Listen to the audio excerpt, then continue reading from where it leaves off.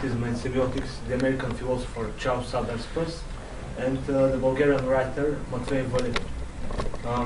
I'm going to apply Peirce's pragmatism to a part of Matvei Volev's work, or in the terms of the topic of our school, I will apply a marginal for the literature analysis method, such as pragmatism, to a marginal Bulgarian writer who is Matvei Volev. Matvei Volev is one of the most mysterious figures in Bulgarian culture between the two world wars. His name is practically unknown to contemporary readers, why you can read in the full version of this paper.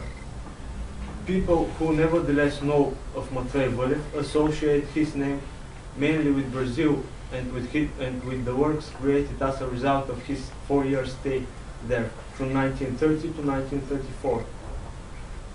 This association is completely natural. Volev constantly traveled around Bulgaria and abroad, yet Brazil left the deepest mark on him. At the end of 1934, he returned to Bulgaria, but he was no longer the same. Right after his Brazilian period, he underwent a political metamorphosis. This was also the period when he wrote his most valuable works. He began gathering his stories and essays into books. However, the most significant change was tied to the powerful introduction of the topic of Brazil into his writings. He was obsessed by this country and never ceased writing about it. Volev's goal was to introduce Bulgarians to that which he had seen and experienced there, to flesh out and make clear their idea of Brazil. In other words, to elevate Bulgarians' concept of it above the cliches that flooded their consciousness whenever the word Brazil was mentioned. This paper will pursue two goals. It will show that in the clarification of the idea of Brazil, Volev unconsciously yet strictly followed Charles Peirce's grades of clearness. The culmination of this process is the novel A Farm in Sertão, Fermo Sertão. Our second task will be to examine this book in order to understand what meaning Matvei Volev imparts to the word Brazil. To this end, Peirce's pragmatism will once again be applied. His pragmatic doctrine is not normally used for the analysis of literary works. Thus, this study will also be a test of sorts on its applicability as a literary interpretative method. In his essay, How to Make Our Ideas Clear, Peirce distinguishes three grades of clearness of ideas. The first and lowest is that of subjective knowledge. A person has attained this grade of clearness when he can recognize the idea and does not mistake it with another. Our idea of a chair, for example, is of this type. The average Bulgarian's idea of Brazil during the 1930s does not go beyond that level. Their knowledge was reduced to a limited number of cliches, which they associated with Brazil. This is the level of clearness which Matvei Volev found in the autumn of 1934 when he returned to Bulgaria. According to Peirce, the second, more elevated grade of clearness is that of the abstract definition. It is built upon the first. To reach this grade of clearness, we must be capable of defining the idea in general terms. The abstract definition of diamond, for example, includes its physical qualities. It is a mineral, a natural outcrop of carbon, and so on. Immediately after his return, Matvei Volev began writing a similar definition through a series of detailed reports on Brazil. In the period between 1934 and 1938, he published more than 15 of them. Taken together, they form an encyclopedic article about the South American country, and so cover the second grade of clearness.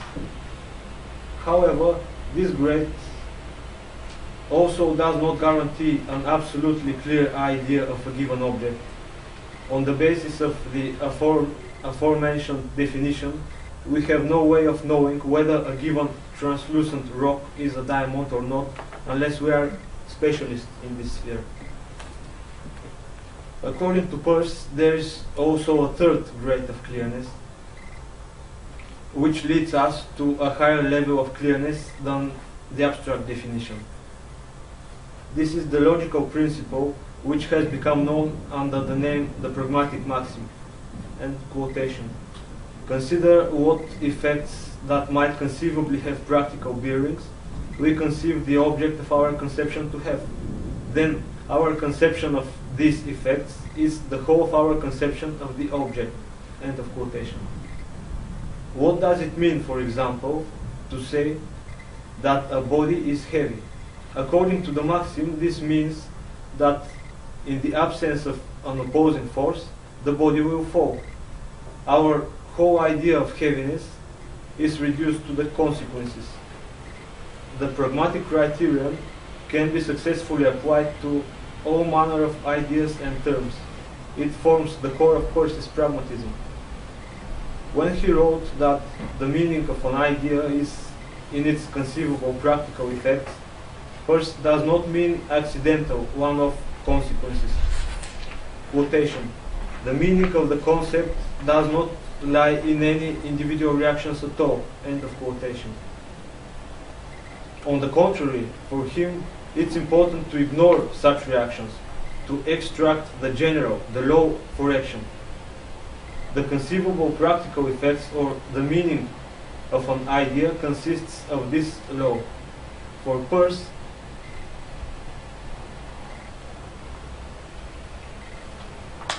sorry.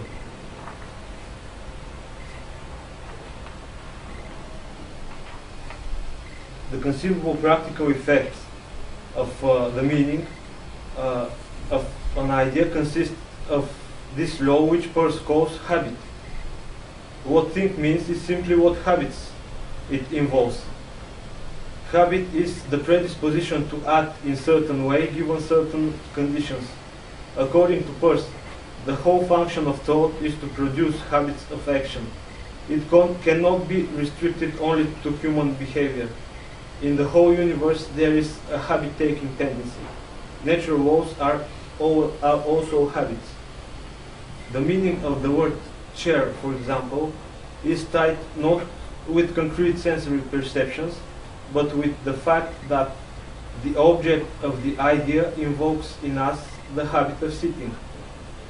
Yet it would be far too elementary and erroneous to interpret this within the terminology of stimulus reaction. If you see a chair sit, there are many situations in which the same object activates different habits.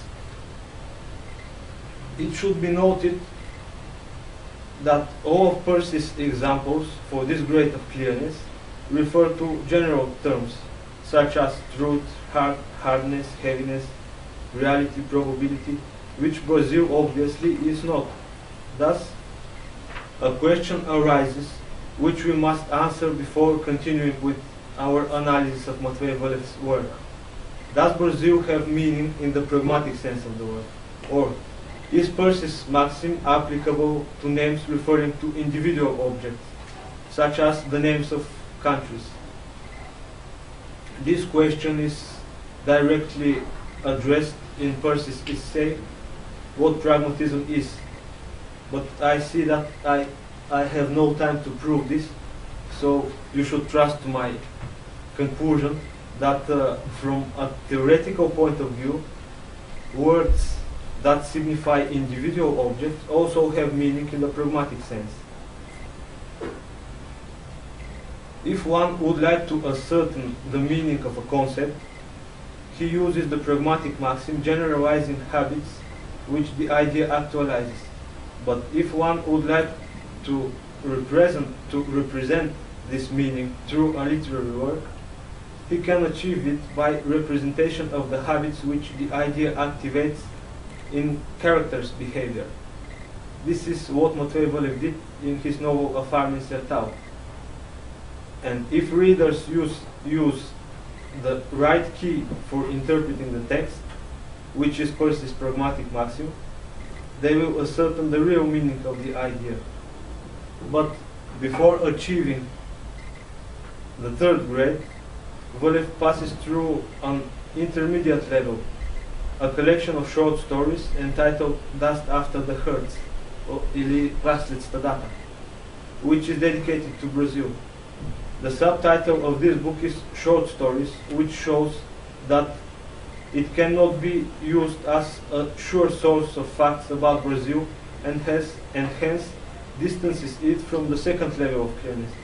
However, the narration in the book is in the first person, which creates the impression of documentarism and pulls Dust After the Herds towards the level of abstract definition, the second level of clearness. Matvei Volev achieves a clarification of the term Brazil which fully corresponds to the third grade of clearness in his novel A Farm in Sertao. You can see here the year of the first publishing of his novel. It is 44 years after his death. It's not a mistake. This is the correct year, and in the full version of the paper, you can read the really unusual fate of this manuscript. 44 years after the death of his author, he was published for the first time. This novel includes edited versions of almost all of his Brazilian stories, while new unpublished texts have also been added. The result is a generalized and expanded variant of everything the author had written about Brazil up until that moment. And what I said until now can be summarized in this table. Matvei Volev achieves the highest grade of clearness in two stages. First, Brazil comes to the fore as the main character in A Farm in Sertao, and second, this character is defined through the actions of the other characters. These actions are caused by Brazil. And now a few words about each of these two. The structure and the content of the novel bring Brazil to the forefront. A Farm in Sertao is built up of fragments that lack a solid narrative tie between them. The only connecting link is Brazil. The character's action in the novel is hyper-semanticized through the stifling of dialogues and the direct descriptions in the narrator's speech. Sabina Belaeva's observation is accurate regarding the corrections Matvei Volev made to the Brazilian stories that he included in the novel, and quotation. The textological analysis of the corrections shows that they are directed towards the liberation from tropes. Direct ideological impressions are also limited to the extreme. The insight with which the tropes are removed reveals Matvei Volev's propensity towards objectivity, towards the impersonalness of the authorial position. End of quotation. The change from the first person to third person narration also shows this.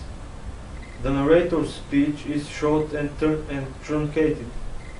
Direct descriptions are reduced to a minimum. The present historical tense is used rather than the past, which also benefits the action.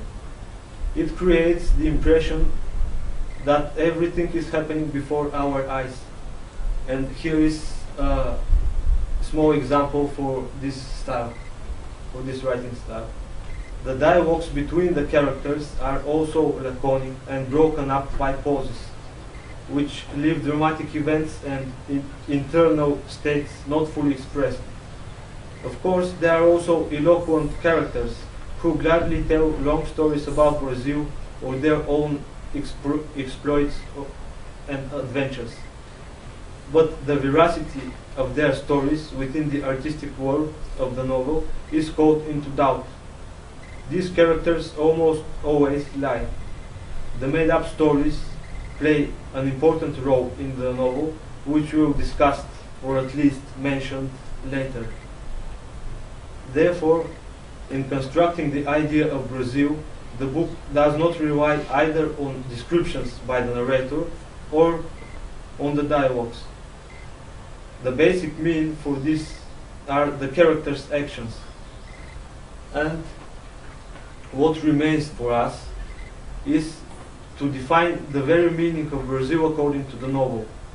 The only adequate way of doing this is via an analysis and generalizing of the characters' actions. That is, with the help of Percy's pragmatic maxim. The action in the novel spans a period of more than 8 years and takes place in several Brazilian states. Numerous destinies, events and conflicts are traced out. The characters are also exceptionally diverse in terms of their personalities and actions. Yet, according to Percy's pragmatism, we must look for what is common in their actions, what is continually repeated and could be defined as a habit. In A Farm in Sertão, this is traveling. The novel begins with a description of the growing city of Belo Horizonte and the people arriving there from the whole world, and ends with Anton's departure from Brazil. These are the frames within which the multiple journeys for all sorts of reasons are enclosed. Whoever ends up in this world travels.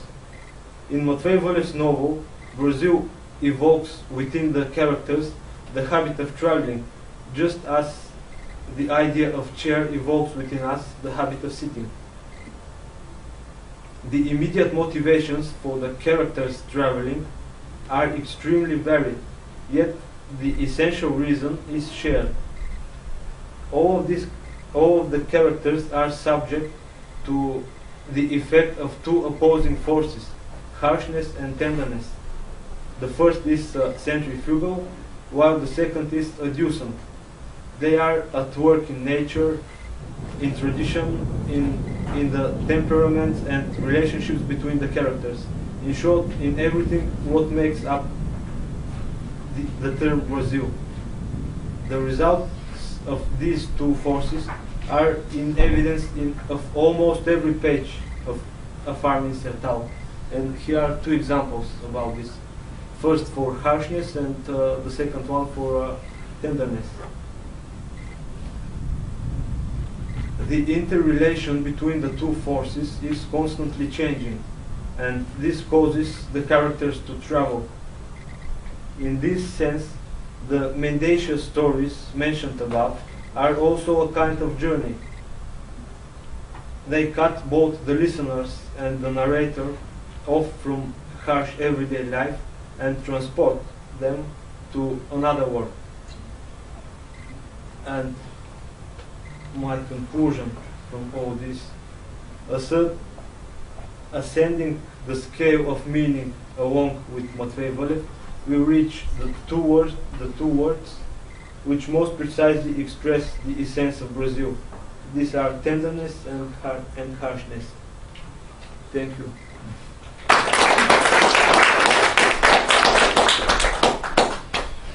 Okay, we have time for questions. 10 minutes or so.